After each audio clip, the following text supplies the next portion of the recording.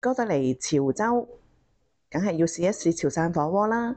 咁我哋就喺大眾點評揀咗呢一間。潮汕除咗潮汕火鍋之外咧，其實好出名嘅仲有好多啦。咁譬如三煙嘅食物啊，滷水鵝啊，或者係粿條啊等等。呢條咧就係潮州嘅綠茵街啦。咁如果你想揀嘢食咧，呢條街都好多選擇嘅。咁我頭先講嘅通通都有之外咧，仲有日本嘢啊，或者係你想鋸扒都有嘅。我哋行咗一輪咧，其實潮州都覺得幾多涼茶鋪嘅喎。每條街都有嘅，可能有條街咧，如果長啲嘅話咧，有兩三間添。哇！咁快就到目的地啦〜呢間鋪咧就叫做觀塘兄弟嘅。如果嚟過潮州嘅朋友都知道，其實佢嗰個鋪頭嘅分佈咧，可能一條街都僅見一間嘅。總之咧，尤其是你行嗰啲名勝古蹟啊，僅有一間喺左近㗎啦。好似我哋7-Eleven 咁樣，僅有一間喺左近嘅。啱先喺門口咧，我哋都見到啲牌寫住啦。咁如果團購餐2至3人餐嘅話咧，咁個價錢就178蚊嘅。咁其實都幾豐富㗎，有3款牛肉啦，咁亦都有個牛腩餸嘅，咁亦都有唔同嘅菜啊，或者係其他。咁一路食一路講啦。但係佢寫咧就寫嫩肉。落單之前記得去大眾點評睇一睇啊，都可以平多少少嘅。見到我哋台面嘅餸菜咧，通通都係餐包埋嘅，包括牛丸啦、3款牛肉啦、呢個牛腩啦，同埋幾款菜嘅反沙油金子啊。咁打卡咧就有得送㗎啦，咁係免費嘅。焦糖啊，係啦，砂糖嗰啲啦。我自己就覺得幾好食嘅，不妨試試咯。環境我覺得都好乾淨嘅，咁同埋呢間咧，我相信佢開嘅時間咧都唔係好耐嘅啫。周邊望佢個裝修啊，我自己都覺得幾新。咁仲有啊，提一提咧，門口咧其實佢有羅漢果水咧俾你免費飲嘅，咁可以飲定先啦，唔使打邊爐嘅時間咁上火啊嘛。10秒左近咯。呢邊咧都有支裝嘅油甘汁咧可以叫嘅，咁啊10蚊一支。過到嚟潮州咧，第一餐試粿條。我自己又覺得咧，佢嗰個滑嗰個程度咧，就好似冇香港咁滑，但係個米香味就好重。唔錯嘅，可以試一試咯。呢個餐咧真係足夠3個人食嘅，我哋2個人都好努力，最後都係剩低少少嘅。咁我哋淨係加咗2個自己嘅飲啫，咁其他嗰啲咧就全部都係個餐之內嘅。呢間其實可以翻單嘅，咁如果有機會過嚟嘅話咧，我會單點咯。咁可能再加少少。食飽之後咧，咁我哋就諗住咧散下步啦，同埋朝住呢個港際橋嘅方向咧過去欣賞嘅，咁啊順便行下潮州嘅夜市啦。咁大個走程做門市，依家都冇乜地方可以見到啦。我哋又見到涼茶鋪啦。第一日過嚟咧，已經見呢間係第3、第4間嘅涼茶鋪。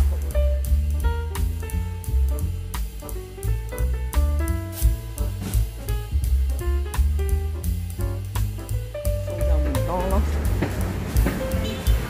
早市就11點鐘開始，晚市就16點鐘。牛肉火鍋、滷水火鍋，歡迎進店用餐。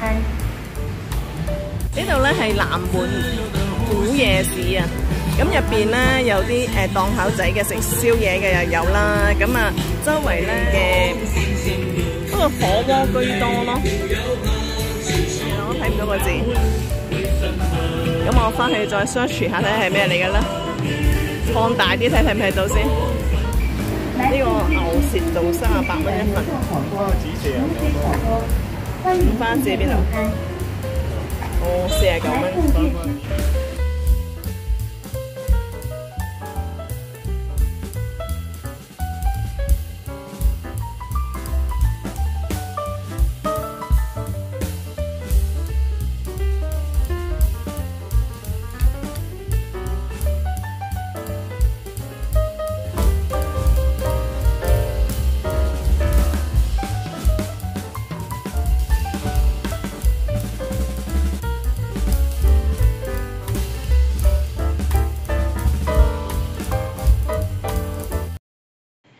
港際橋嘅燈光 show 咧就睇完啦，今日嘅行程亦都完成，明天請早。琴晚就欣賞完咧港際橋嘅燈光 show 啦，咁今日咧我哋同樣咧都會過嚟港際橋嘅，咁今朝就好早出發啦，我哋喺酒店食完早餐，大概係9點鐘左右近咧就開始喺酒店嗰邊咧搭的士過嚟啦。呢度就係泰國潮安同過到嚟潮州唔遊覽港際橋咧，真係一個損失嚟嘅。原來係中國咧係4大名橋之一嚟嘅，佢已經有過千年嘅歷史㗎啦。原來由南宋時期開始就已經有呢個港際橋㗎啦。到今時今日咧，呢條橋咧已經有過千年嘅歷史㗎啦。經過咁耐嘅世紀咧，其實修改都好幾次㗎啦。直到最近呢次修改咧，就喺2003年。今次修改嘅資金咧，大多數咧都係由富豪捐贈出嚟嘅。而喺呢個捐贈嘅牌坊咧，我哋熟悉嘅就係李嘉誠先生啦，佢就捐贈咗720萬。參觀港際橋咧都有少少事項要注意嘅，咁佢哋原來咧有分冬季時間啦，同埋夏令時間。根據潮州古城文化保護管理中心發布嘅公告咧，夏令時間咧就為2月1號至到10月31號，咁佢哋嘅開放時間咧就1至5、10點至到5點半，售票時間直到5點鐘。而冬季時間咧就11月1號就至到去第二年嘅1月31號。佢哋嘅開放時間咧就由早上嘅10點鐘至到下午嘅4點半，同樣啦4點鐘就停止售票㗎啦。假設係節日假期嘅話咧，就冇分冬季夏季嘅，咁個時間就由9點鐘至到5點半，咁同樣啦5點鐘就停止售票。票價咧就係人民幣20蚊。票價咧除咗遊覽港際橋之外咧，仲可以參觀埋北角佛燈嘅。好多遊客咧為咗目睹咧18艘船咧連接埋一齊形成港際橋，可以通過去另一邊嘅時間咧，咁好早咧就過到嚟咧排隊等佢連接嗰一刻啦。咁所以我哋都當日咧係9點零鐘就已經過到去，咁啊大概等到10點鐘啲咧，咁佢先至係可以連接埋一齊通往另外一邊。當你經過啲船製造條橋過去嘅時間，咁諗住都唔係太穩陣啦。咁但係就出乎意料之外，你見到一般而家啲遊人行過嚟嘅時間咧，都係非常之穩陣嘅，即係唔使話要扶住啲欄杆啊各樣嘢咁樣嘅。不愧為咧中國4大名橋之一。今日嘅天氣非常之正啊！咁我哋連江上面咧你睇下。見到啲魚游緊咧，都非常之清晰見到咯。咁其實佢啲魚咧就唔係話有啲咩特別色彩嘅，咁但係啲陽光照射落去咧，我哋望起上嚟咧都即係非常之有觀賞嘅價值。咁樣嘅情景，以為起馬爾代夫添啊！18條船，穿過咗18艘船之後咧。上返24洲，咁亦都有見到咧，有少少嘅商人咧擺放咗自製嘅手工藝咧喺度擺賣嘅觀景落去，有工藝品啦，亦都有啲小飾物啊咁樣。我見到有啲小飾物咧，其實佢都唔貴嘅，咁都係講緊幾十蚊又有一串手鏈啊，又或者係自製嘅梳啊咁。自製梳咧佢就會貴啲，可能用嘅物料唔同啊，咁可能都要過百蚊嘅。咁另外咧，亦都有擺放咗啲類似博物館嘅形式咁樣咧，俾我哋參觀啦。哦，就係呢條。我哋行到盡頭之後咧，就走翻回頭路嘅，因為我哋想咧就過翻去潮州古城嗰邊行下。今次咧，我嚟參觀嘅時間咧就係10月頭嘅，所以當時咧都係超熱嘅。我哋唔知。出到嚟咧，見到啲雪條啊、飲品啊，就第一時間咧就撲過去啦。5蚊一支，啲雪條咧都係印翻佢哋本身呢度嗰個遊覽景點嘅，係咪好特色啊？出到嚟咧，有好多啲嗰啲車仔三輪車啊咁樣咧，都話載我哋去遊覽呢個八大景點嘅。咁我哋自己本身就覺得咧，坐一架車度遊覽咧，就即係叫做走馬看花啊。咁啊，想自己咧慢慢行，咁啊就行咗去對面咧，就叫做潮州古城咧，就入去參觀啦。同埋覺得而家咧咁熱咧，坐落去嗰啲咁嘅三輪車度，我覺得嗰種感覺都係一般般咯。入到嚟潮州古城咧，好似有種似曾相識嘅感覺。佢嘅建築物咧，雖然係話比較即係古舊少少，但係就好整齊、好乾淨。係咪去？大家覺得咧似唔似咧？譬如我哋過去馬來西亞檳城咁樣啦，行唐人街嗰邊嗰啲建築咧，係咪好似都係咁上下咁嘅形式啊？我哋咧好似揾到一間咧食晏嘅地方嘞噃，再逛一逛先，咁啊轉頭先至行返過嚟呢個位置啊，個門面咧好靚好乾淨，同埋咧門口咧擺咗好多食物嘅圖片都好吸引咯。呢度會揾到好多非遺嘅食品，咁譬如佢哋嘅醃製嘅即係陳皮啊、金桔啊咁各樣嘢啦。咁同埋呢間嘅花生酥、芝麻酥咧，非常之正嘅。可以看看。呢就係低糖嘅，等一下，呢個綠豆酥低糖，我哋睇下師傅幾純熟。好脆，係咯，望落去都好脆。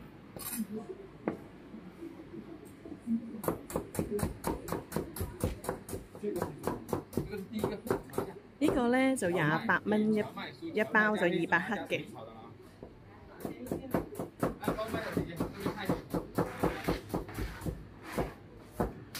呢個就芝麻酥。咁我哋買咗2個蕎麥芝麻酥，就28蚊一包，50蚊就2包。呢個叫龍酥，哦，呢個係9格酥。呢個唔知咩酥。個包裝都好靚咯，咁啊封面係咁樣包裝。買2送1，18蚊一罐。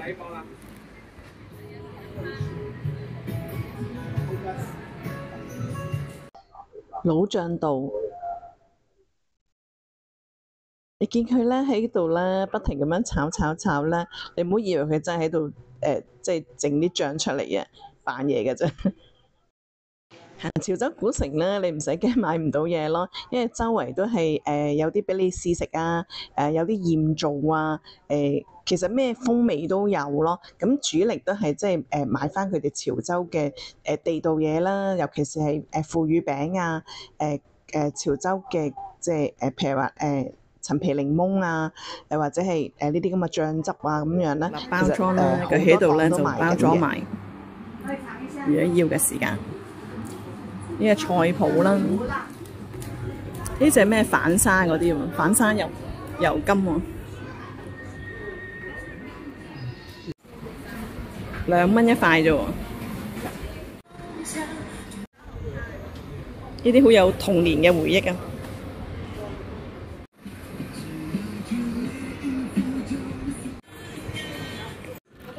我哋叫咗個椒鹽餅同埋一個腐乳餅試一試啦。腐乳餅就2蚊一個，椒鹽餅就1個半。咁呢度買咗3個半。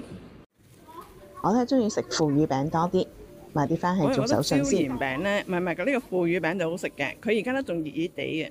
咁呢個椒鹽餅咧就我就唔係好中意嗰啲味道啦。呢間咧價錢都係一樣嘅，咁啊門口咧都係有自助羅漢果水。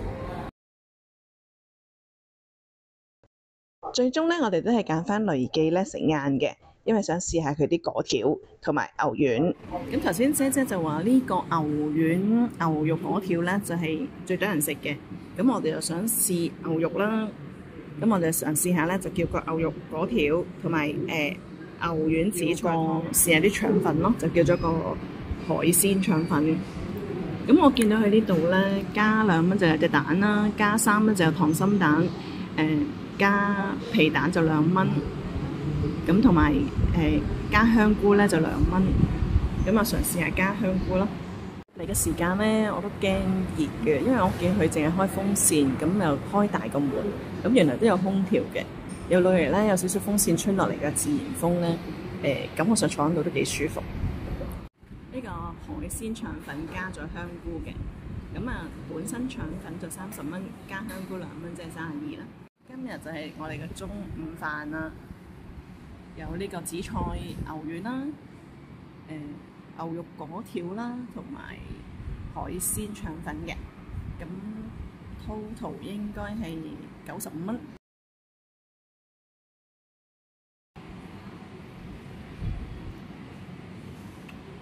爽唔爽？不過我見到咧好多汁。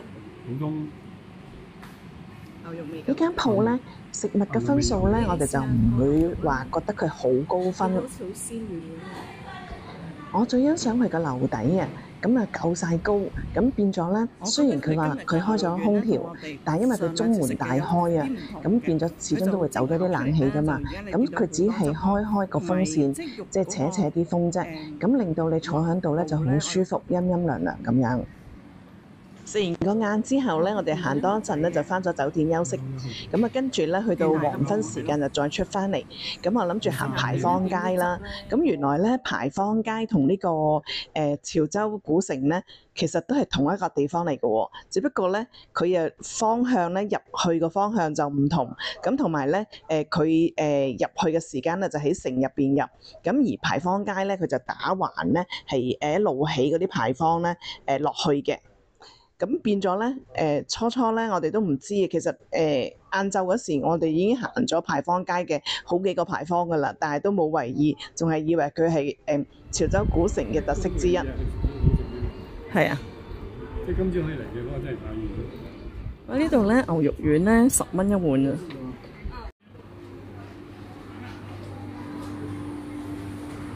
呢度牛筋丸咧45蚊一斤咋，呢間叫做蘿蔔牛雜店。呢邊我而家現時嚟講睇咧係最平嘅一間。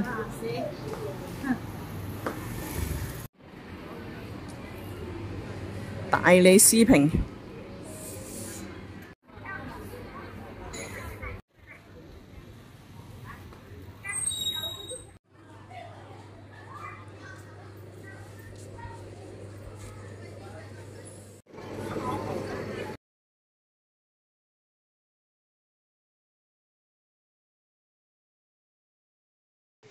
我哋終於揾到有間鋪頭咧，好想入去試下啦，就係叫豆腐花店。佢主要係食甜品啦，同埋有啲潮州小食特色嘅。咁我哋入去試一試先。呢個就鹹水果，幾多錢啊15蚊。15蚊。呢個就招牌豆花係咪？係。呢個25蚊招牌豆花。呢個招牌海石花。呢個招試試啊！試試啊！佢其實咧嗰啲係水磨嘅粘米粉嚟嘅，就溝咗啲即係潮州嘅特色嘅譬如蝦米啊、菜脯啊諸如此類咁樣整成嘅。豉油糖咧冇介紹錯啊！呢個咧啲豆花咧非常之滑，咁啊有啲即係類似涼粉咁樣啦，唔知係嗰隻仙草啊定係涼粉咯。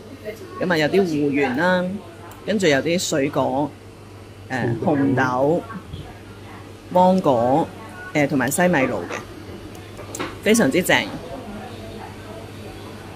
我呢個招牌豆花咧好食好多，啲豆花好滑，跟住好似有啲涼粉咁嘅物體啦。總之佢配搭得咧啱啱好，又唔會太甜。咁我老公呢個海上花、海石花，佢就話麻麻地。咁但係我見到佢嘅賣相咧，我都冇乜興趣試。呢個鹹水果咧，我都覺得幾好食。水果咁啊，又配咗一個醬咧，就係辣椒醬。OK。啱啱炸起嘅啲煙。係皮都好脆嘅煙韌，裏邊應該綠豆蓉。我都見到啲煙啦。係啊。點啊辣椒醬？多數都係濃味，我覺得而家呢啲口味咧就接近我哋平時食嘅嘢嘅口味咯。反而我哋中意咯。都幾辣呢個辣椒醬。佢都係頭先都係講話。好嘢味得㗎。係咯。爭好遠喎，有辣椒醬。甜品太好味啦，我哋所以 encore 要多個咧。雪球芋圓燒仙草。雪球芋圓燒仙草咁都係25蚊嘅，我夠諗。超好味。咁其實佢本身有西瓜嘅，咁而家咧，因為頭先老闆娘就話要切過一個，咁我就冇關係，要其他嘢都 OK，咁就加咗啲雪耳俾我哋咯。潮州辣椒醬咧真係絕配，簡直係辣椒醬就係佢嘅靈魂。好，開眼狗。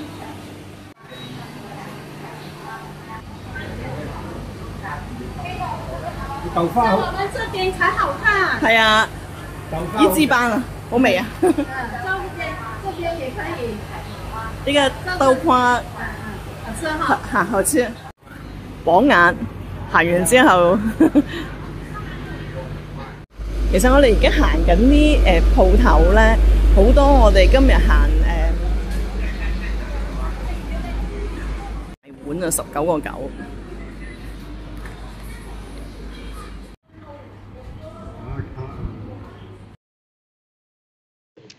今日咧，因為唔係假期嘅關係啊，所以條街咧都唔算多人嘅。但係對於我哋嚟講就行得舒服咯。咁做生意梗係唔想啦。即係一般豆花啊、甜品啦。咁喺呢度有麻辣豆花啦、麻辣海石花啦。咁有一般嘅行到嚟呢個位置咧，我哋先認得。呢間叫古早味豆腐花。我哋頭先食完之後行多行呢個潮州2、3個牌坊咁其實上下係同一個位置嚟嘅，只不過咧我哋當其時咧就喺古城嗰邊入啦，咁同埋入嚟咧就係即係行叫做環街啊，咁而家咧就係牌坊街直去，咁變咗咧嗰個形式有啲唔同。原來開元寺咧正正就喺拳記對出嗰個位置。如果大家過嚟參觀開元寺唔識揾嘅話咧，認住拳記餅食對面就見到㗎啦。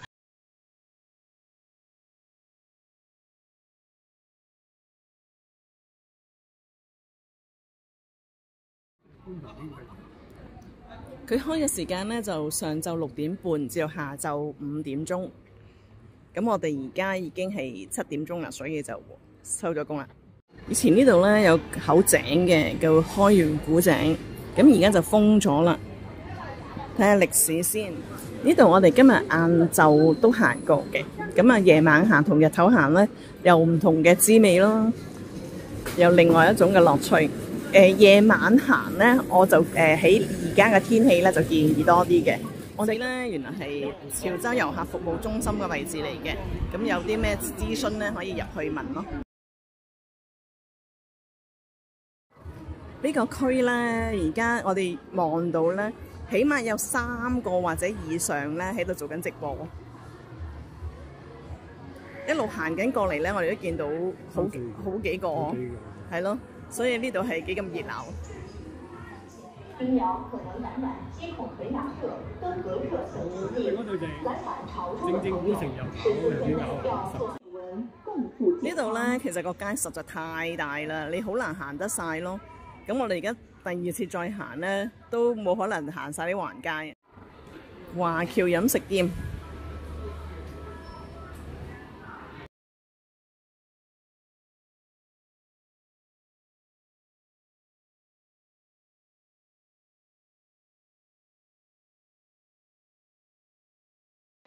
呢個位置就應該係咧粵劇中心，但係現時咧就冇開放嘅，咁唔知係咪仲係開放緊啦？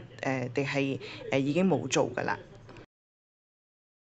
遠都望唔到咧，呢度叫竹木門啊！呢度咧，我哋望翻去潮城啊、牌坊街啊嗰啲位置嚟嘅，但係呢度望落去就唔覺咯。咁我哋行前啲，影一影俾大家睇。依家我哋行咗上去城牆上高嘅。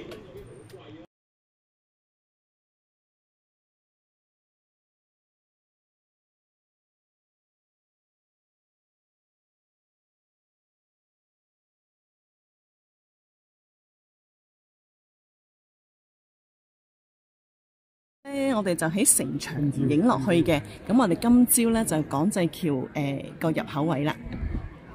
今朝就喺呢度入去噶啦。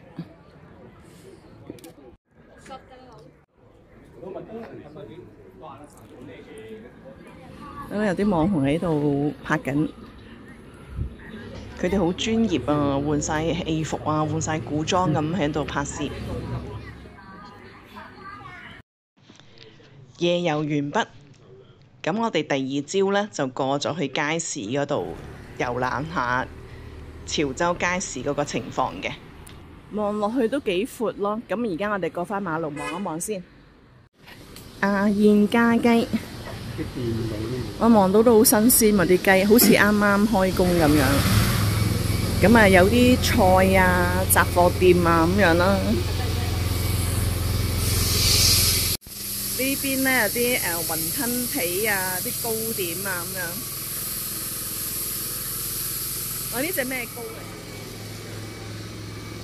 我哋而家係9點零鐘咯，9點鬆啲咯。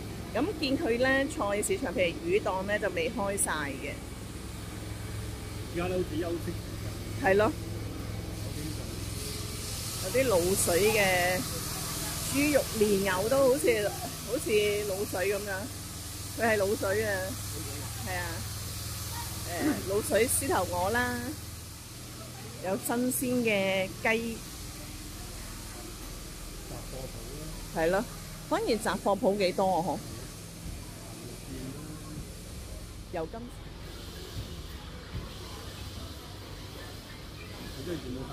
係咯，生果檔咧，我哋見咗咁耐咧係，哇，好靚啊！我呢隻咧牙帶好肥啊，係咪嗰個九肚魚好肥啊3蚊，係咯，少見啊，3蚊，係咯，哇，好新鮮啊！蝦卷啊，係咯，係咯。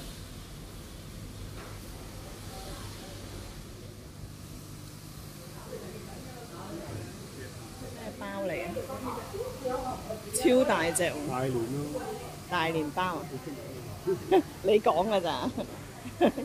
應該唔似魚咧，應該係嗰啲即係類似塔沙嗰類係咪？虎頭魚類似虎頭，係咯。咁啊休閒買唔到嘗試咯，不過見到啲嘢都幾新鮮。過去咧大概行3分鐘到啦。8分鐘啊！哦，原來都需要8分鐘喎。咁我哋行過去望一望先。咁我哋試下計時啦。咁而家咧9點37分。咁我哋而家行過呢間咧廳咖啡室，都幾 hea 喎，好似幾舒服。不過我哋自己就啱啱食完早餐，係啦。哦，原來呢個係豐春水果糧油批所需啦，糧油啊，米啊，咁多嘅鞋咁樣一箱一箱咁買啊！一本一本嘅，唔係一箱一箱。係咯，一箱一箱咁樣擺出嚟，咁我哋望一望啦。行到尾豐春嗰啲。綠茶餅咯。綠茶餅係細個啲。係咯。綠茶餅。哇！呢度好多嘢食喎。好似批飯。手工豆公啊，芝麻酥、花生糖。我呢度買呢個零食都唔錯喎。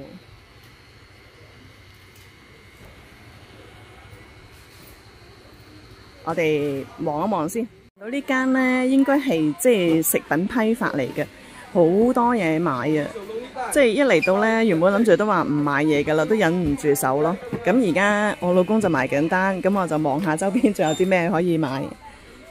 話得出咧，佢都有啊，黃皮啊、花生啊、魷魚啊，全部都有。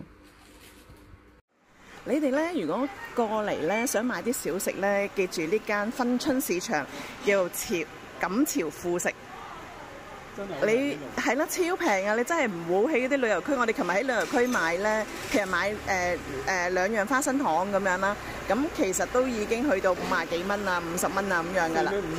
咁呢度咧都係4、5、6蚊啊。買款咧可以試嘅，咁因為我哋譬如喺淘寶買咧都未必有得試啊嘛，有時望就靚啊，翻到嚟個效果咧就未必啱自己係啦。唔係呢個都應該呢個就貿發哦。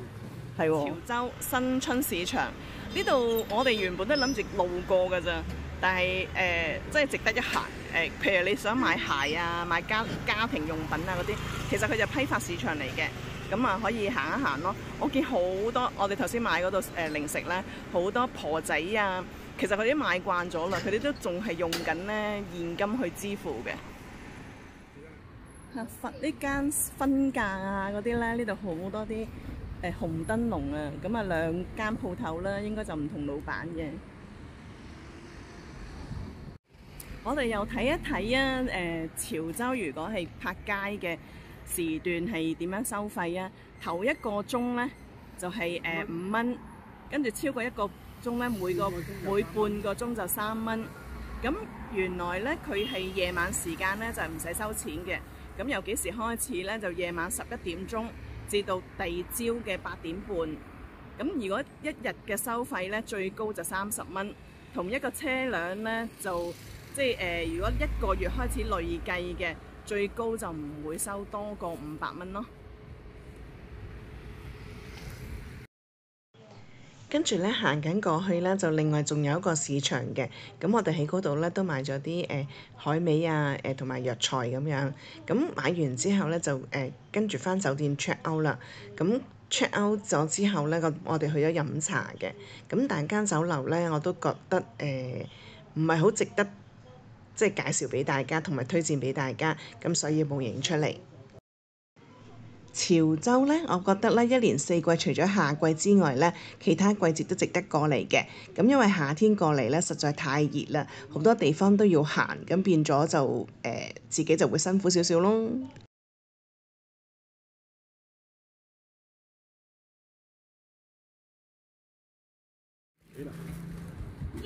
我哋喺度揀咗咧186蚊嗰個老闆娘咧，非常之好人。咁就揀咗幾款咯，其實你買少少都可以嘅。咁其實佢哋呢度咧都係批發嘅，咁就明碼實價咯。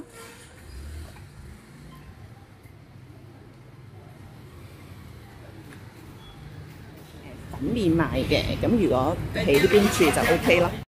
我哋咧頭先係咁以咧行一行就行咗，我諗1個鐘頭到係嘛？咁就已經咧一大紮咧好有瑤柱味嘅，同埋魷魚咯。魷魚呢度就買咗50蚊。咁其他嗰啲都係即係10零20蚊啊、30蚊啊。咁其實呢啲糖啊嗰啲咧就批發價嚟嘅，好平嘅啫。因為佢冇一張 receipt 嘅。咁因為太多人啦，都唔好意思問佢攞 receipt，但係就都係幾蚊雞一包啊，10蚊8蚊一包咁樣嘅啫。同我哋去即係行嗰啲叫做遊客區啊，個價錢會爭好遠嘅。咁如果你哋過到嚟咧，不妨試下行咗呢邊先，行咗睇下啱唔啱心水，先至去遊客區買手信咯。今次3日2夜嘅潮州之行咧，就到呢度結束啦。咁今次咧收穫方面，我自己都覺得幾豐富嘅。咁同埋咧飲食咧，都覺得相當之滿足。如果遲多個零月過嚟咧，就更加好添。多謝你哋睇到依家，如果未訂閱嘅朋友咧，記得幫手訂閱啦。咁如果係覺得條影片都值得鼓勵嘅，俾個 like 我啦 ，share 俾朋友。多謝晒！未訂閱嘅網友記得撳一撳個訂閱掣，撳埋隔離個鐘仔啊！下條視頻見，拜拜。